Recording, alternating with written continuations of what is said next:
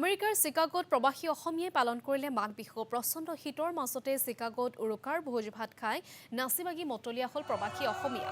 পিঠাপনা, বৰা চাউল, দৈ চিৰাৰ লগতে উপলব্ধ হ'ল অসমীয়া খাদ্য সম্ভাৰ।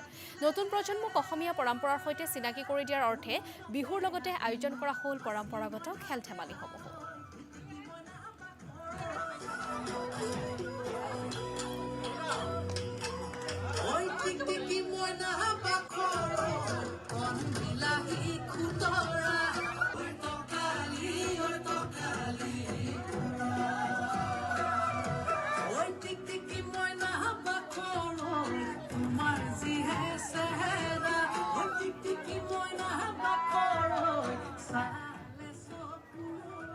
বিহু খুব ভাল হৈছে। আমি এই মাঘ বিহু পতা নাছিলোঁ, ইয়াত বতৰ খুব বেয়া হয়।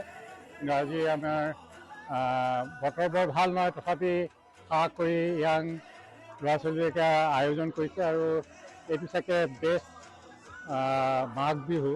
মোৰতো এতিয়া 50 বছৰে হ'ব চিকাগোত থকা, সেই হিচাপে আটাইতকৈ ভাল বুলিয়ে ক'ব লাগিব মানে মাঘ বিহু হিচাপে। আৰু আমি চবেই খুব এনজয় কৰিলোঁ। তাকে যিসকলে এইটো অৰ্গেনাইজ কৰিছে তেওঁলোকক ধন্যবাদ জনাইছোঁ।